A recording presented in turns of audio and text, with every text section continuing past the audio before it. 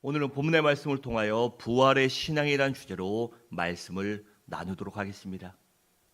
여러분, 오늘은 기독교 절기상 종려주일이고 금주는 고난주간입니다. 우리는 이 고난주간을 맞이하여 주님의 고난을 깊이 있게 묵상할 필요가 있는데, 먼저는 우리가 주님의 고난을 묵상해야 될 두 가지 정도는, 하나는 주님이 지신 십자가의 고난을 내가 체험해 보는 것이고, 두 번째는 내가 져야 할 내 몫의 십자가가 무엇인가를 내가 깊이 있게 묵상해 보아야 합니다. 여러분, 목사님 고난주간에 왜 부활의 설교하나 궁금해 하실 텐데, 제가 오늘 부활에 대해 설교하는 이유는 주님께서 부활하셨기 때문에 주님이 당하신 고난이 가치 있는 고난이 되고, 십자가가 비로소 우리를 구원할 수 있는 하나님의 능력이 되었기 때문입니다. 그래서 고린도후서 1장 18절에 이렇게 말씀합니다. 십자가의 도가 멸망하는 자들에게는 미련한 것이요 구원을 받은 우리에게는 어떻게 해요? 하나님의 능력이 됨이라고 했습니다. 그렇다면 이처럼 우리들이 부활의 신앙을 가져야 하는 이유는 무엇일까요? 첫째로, 우리가 부활의 신앙을 가져야 하는 이유는 구원받기 때문입니다. 1절과 2절은 이렇게 말씀합니다. 형제들아, 내가 너에게 전한 복음을 너희에게 알게 하노니 이는 너희가 받은 것이요 또 그 가운데 선 것이라. 너희가 만일 내가 전한 그 말을 굳게 지키고 헛되이 믿지 아니하였으면 그로 말미암아 구원을 받으리라고 했습니다. 이 말인즉슨 우리가 부활하신 예수를 믿을 때, 복음을 믿을 때 구원받을 수 있다는 것입니다. 여러분, 복음이란 무엇일까요? 바로 복음이란 예수 그리스도가 복음입니다. 특히 예수 그리스도의 십자가의 죽으심과 부활하심이 복음의 핵심입니다. 그래서 3절과 4절은 이렇게 말씀합니다. 내가 받은 것을 먼저 너희에게 전하노니 이는 성경대로 그리스도께서 우리 죄를 위하여 죽으시고 장사 지낸 바 되셨다가 성경대로 사흘 만에 다시 살아나사라고 했습니다. 여러분, 만약에요, 한번 생각해 보세요. 우리 주님이 십자가에서 죽으시고 부활하지 않으셨다면 어떻게 됐을까요? 주님이 부활하지 않으셨다면 우리의 구세주가 되실 수 없습니다. 왜냐하면 죄의 삭은 사망이기 때문에 죄인이 어떻게 죄인을 구원할 구세주가 될 수 있습니까? 또 죄 때문에 죽은 자가 어떻게 구세주와 메시아가 될 수 있겠습니까? 하지만 주님께서는 십자가에서 죽으시고 그 말씀대로 사흘 만에 부활하셨기 때문에 나의 구세주가 되고 온 인류의 구세주가 되고 하나님의 독생자 예수 그리스도가 될 수 있으셨던 것입니다.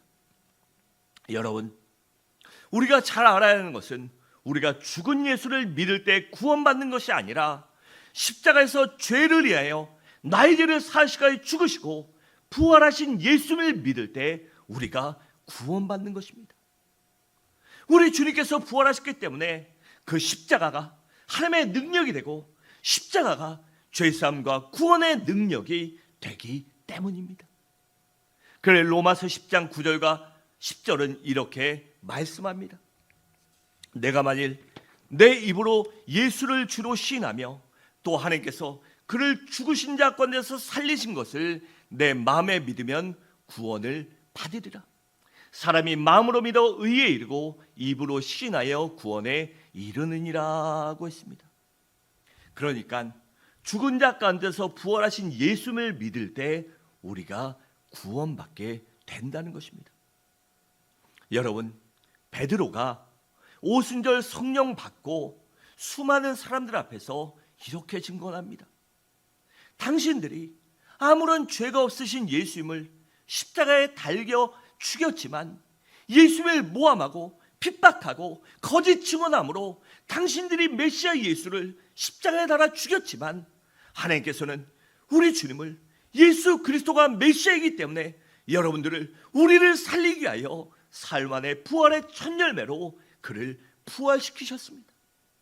그래서 주님이 십자가에 죽으시고 부활하셨기 때문에 하나님의 말씀대로 이 땅에 오시고 고난당하시고 죽으시고 부활하셨기 때문에 예수님이 우리의 구세주가, 나의 구세주가 되는 것입니다. 그러자 그 말을 들은 많은 사람들이, 그렇다면 우리가 어떻게 해야 하겠습니까?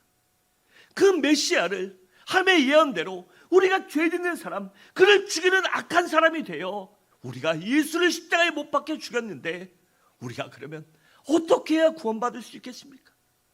그렇게 가슴을 치며 통회하며 베드로에게 묻자 베드로는 이렇게 말합니다. 여러분들이 여러분들의 죄를 알고 예수님의 메시아임을 믿는다면 여러분의 죄를 자복하고 회개하고 예수를 여러분의 구세주로, 나의 구세주로, 온 인류의 구세주로 믿으십시오라고 그렇게 대답합니다. 그러자 그 베드로의 말을 들은 수많은 사람들이 그 자리에서 회개하고 예수를 나의 주 나의 하나님으로 영접하자 3,000명이나 구원받는 역사를 체험했던 것입니다. 여러분, 지금도 마찬가지입니다. 누구든지 예수님 앞에 나와 자신이 죄인인 것을, 내가 죄인인 것을 인정하고 회개함으로 예수님을 나의 주 나의 하나님으로 믿고 영접하면 즉시 구원받을 수 있습니다. 즉시 구원받고 하나님의 자녀가 될 수 있습니다. 그러므로 누구라도, 남자라도 여자라도 어린이라도 어린아이라도 배웠든지 못 배웠든지 있든지 없든지 간에 누구든지 예수 앞에 나와 예수를 나의 주 나의 힘으로 믿고 인정하면 구원받는 사실을 온전히 믿으시기 바랍니다. 또한 그 주님을 온전히 증거하는 여러분들 되시기 바랍니다. 우리 에베소 2장 8절과 9절의 말씀을 함께 읽겠습니다. 시작.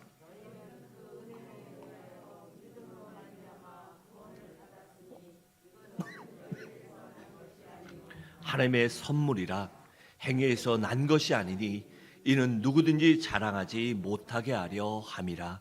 아멘. 여러분, 구원은 선물이기 때문에, 하나님의 선물이요 은혜이기 때문에 그 예수의 십자가의 죽으심과 부활을 온전히 믿고 증거하시기 바랍니다. 둘째로, 우리들의 부활신앙을 가져야 하는 이유는 성경이 살아계신 하나님의 말씀으로 믿어지기 때문입니다. 여러분, 예수님께서 부활하심으로 말미암아 성경이 하나님의 말씀으로 입증되고 확증되고 인정된 것입니다. 다시 말해 우리가 부활신앙을 가질 때 성경이 하나님의 말씀으로, 살아있는 말씀으로 믿어지고 내가 그것을 따를 수 있기 때문입니다. 3절과 4절은 이렇게 말씀합니다. 내가 받은 것을 먼저 너희에게 전하였노니 이는 성경대로 그리스도께서 우리 죄를 위하여 죽으시고 장사 지낸 바 되셨다가 성경대로 사흘 만에 다시 살아나사라고 했습니다. 여기에 보면 우리 주님께서 어떻게 죽으셨다고요? 성경대로 죽으시고 성경대로 살아나셨다고 말씀합니다. 그렇다면 여기서 성경대로란 무엇을 의미할까요? 그것은 바로 구약에 예언된 하나님의 말씀을 의미합니다.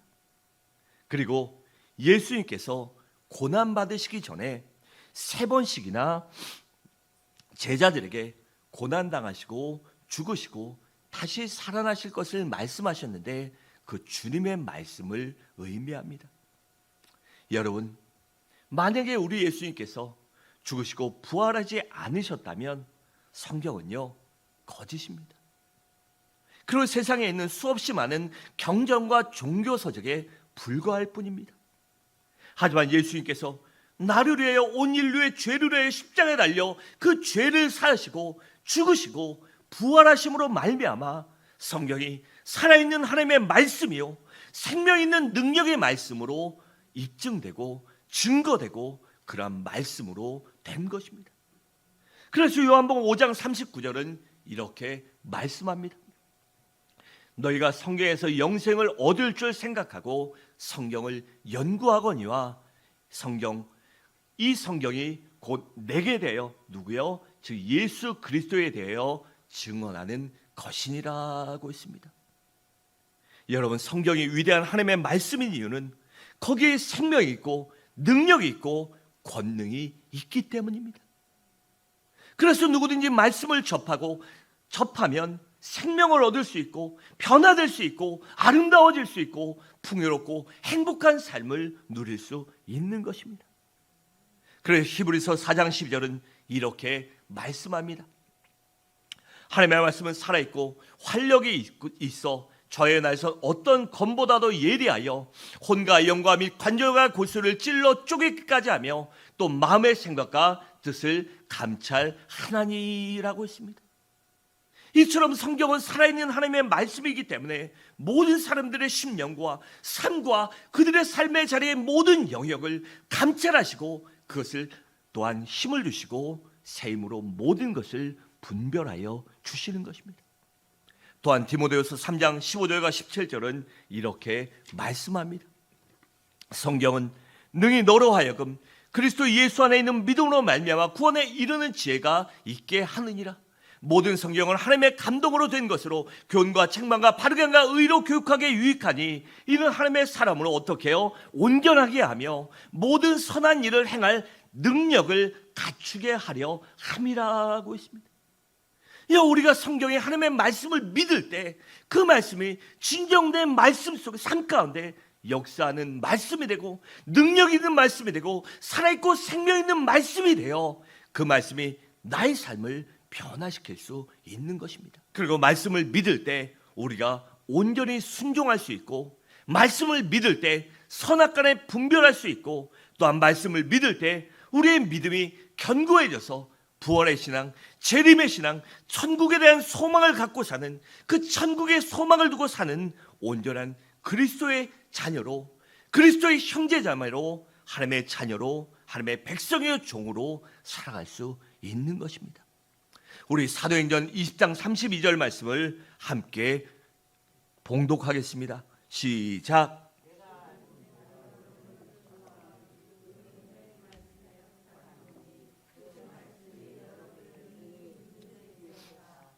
가심을 입은 모든 자 가운데 기업에 있게 하시리라.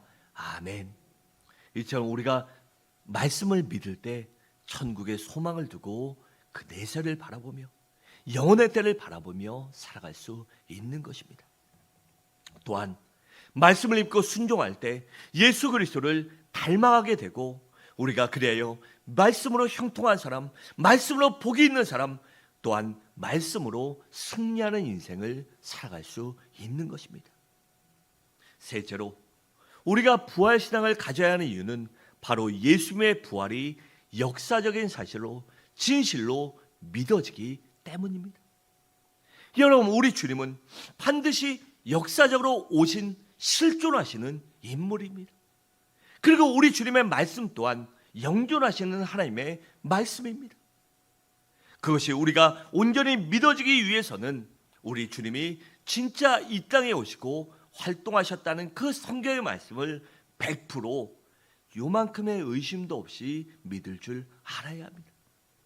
우리 주님께서는 부활하신 후에 40일 동안 이 땅에 계시며 11번씩이나 제자들에게 나타나셨습니다. 5절과 8절을 함께 읽겠습니다. 시작.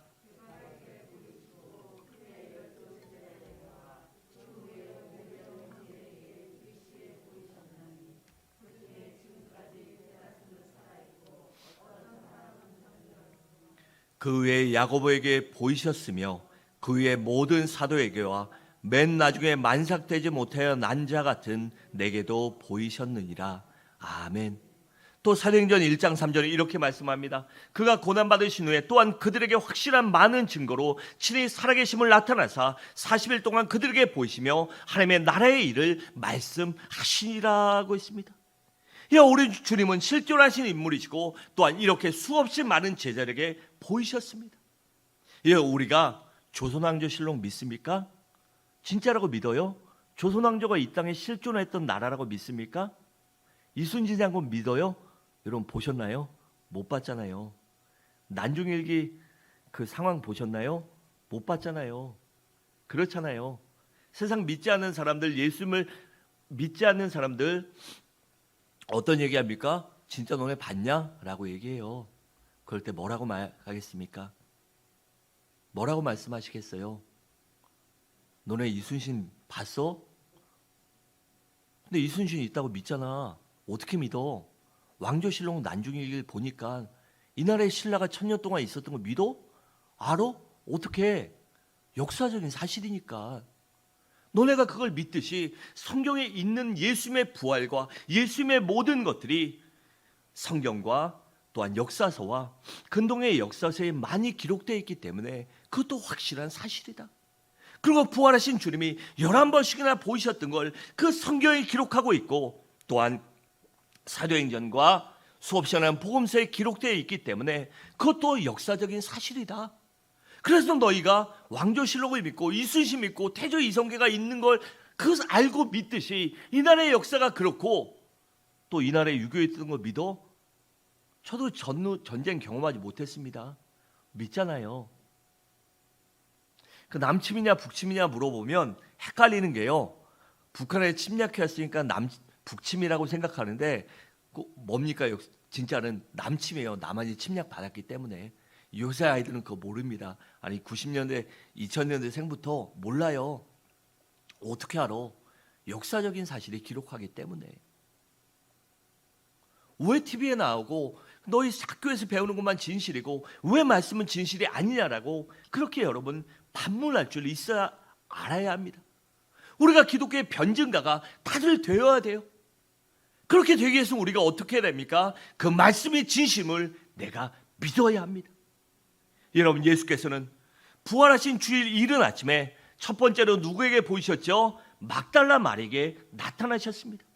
마태복음 16장 9절에 있어요. 그리고 두 번째는 주일 이른 아침에 마리아를 제외한 다른 여인들에게 나타나셨습니다. 이 성경에 기록되어 있습니다. 세 번째로는 주일 오후에 엠마오로 내려가던 두 제자에게 나타나셨어요. 그리고 네 번째는 주일 낮 동안에 예루살렘에 있던 베드로에게 나타나셨습니다. 또 다섯 번째로는 주일 저녁에 도마를 제외한 제자에게 나타나셔서 그들이 마가 다락방에 모여 있을 때 나타나셨습니다. 그 주님을 본 제자들이 깜짝 놀라죠. 깜짝 놀라 예수님의 부활을 믿지 못하고 귀신으로 생각하자 예수님께서는 손과 발을 보이신 후에 손과 발을 보이셔요. 그 창자국과 못자국난 손과 발을 보이신 후에 생선을 그들과 함께 잡수셨습니다. 그러나 제자들이 예수님의 부활을 믿었습니다. 여섯째로는 일주일 후 마가의 다락방에 도마와 제자들이 있을 때 다시 한번 나타나셨습니다. 그리고 도마에게 뭐라고 말씀하셨죠? 내 손과 발을 만져보라. 그리고 믿음 없는 자가 되지 말고 믿는 자가 되라라고 그렇게 말씀하셨습니다. 그러자 그제서야 도마가 예수님의 부활을 믿고 예수님을 향하여 어떻게 고백하죠?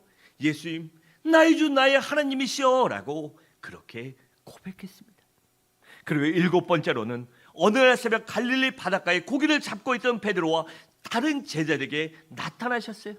그리고 베드로를 향하여 뭐라고 말씀하셨죠? 내 양을 먹이라 라고 그렇게 말씀하셨습니다. 그리고 여덟 번째로는 갈릴리의 어느 산에서 11 제자들에게 나타나셔서 가서 모든 족속으로 제자를 삼으라라고 그렇게 지상명령을 말씀하셨습니다. 또 아홉 번째로는 500여 명의 제자들에게 나타나셨습니다. 그리고 열 번째로는 주님의 형제인 야고보에게도 나타나셔서 부활하신 주님의 모습을 보여주셨어요. 또 11번째로는 감람산에서 11 제자들에게 뭐라고 말씀하셨죠? 성령 받으라. 성령 받으라는 사명을 주시고 승천하셨습니다. 또한 부활하신 주님께서는 특별히 사도 바울에게도 나타나셨습니다. 여러분, 사도 바울은 주님의 11 사도도 그리고 주님을 공생의 기간 따르던 일반 제자도 아니었습니다. 오히려 어떤 사람이었죠? 예수 믿는 사람을 잡아서 핍박하던 그러한 사람이었습니다. 그러한 철저한 유대교 신봉자였습니다. 그러던 그가 어느 날 그날도 예수 믿는 사람을 잡아 죽이려고 다메섹으로 가던 중 부활하신 예수님을 만나고 그 주님을 만나자 회심하고 예수를 믿게 되고 나중에는 이방인의 사도가 되어 모진 박해와 고난에도 예수 그리스도를 증거하다가 예수 그리스도의 생명의 복음을, 십자가의 복음을, 부활의 복음을 증거하다가 주에는 순교하게 됐던 것입니다. 여러분, 만약에 사도 바울이 부활하신 예수를 만나지 않았다면 그는 그리스도인이 되지 않았을 것입니다. 그게 보장된 아름답고 풍요롭고 존경받는 삶, 많은 사람들의 칭송받고 떠받드는 세상적으로 좋은 삶을 살았을 것입니다. 하지만 그는 부활하신 주님을 역사적인 주님으로 만났기 때문에 그의 삶이 변화되고 그가 진정으로 회심하여 주임을 해요, 복음을 해요, 세상의 모든 보장된 삶을, 그 물질적이고 세상적인 삶을 이 배설물처럼 여기고 그것들에 미련을 주지 않고 고난과 박해받는 삶, 어려운 삶, 그 아픈 삶도 그가 최선의 삶으로 아름답게 여기고 기쁨으로 여기고, 그것이 진정한 기쁨이 있고 그것이 진정한 부활했을 때, 영원의 때에 주님 나라 갔을 때 그 상급의 심판대 앞에서 칭찬과 면류관을 받는 기림을 믿었기 때문에 그가 그러한 삶을 살아갈 수 있었던 것입니다. 여러분, 우리도 그 부활의 신앙을 믿으시기 바랍니다. 우리 주님이 역사적으로 존재하셨던 진정한 우리의 메시아임을 온전히 끝까지 정말 손톱만큼도 의심하지 않고 그 말씀과 우리 주님을 믿으시기 바랍니다. 그래요, 그 예수님의 부활하심을, 그 죽으심을, 생명의 복음을 믿음으로 인하여 우리가 진정으로 구원받고 영생을 얻고 하나님의 자녀가 되고 천국과 영혼을 상속받을 수 있는 서부중앙의 귀한 성도님들 되시기를 주님의 이름으로 간절히 축원합니다.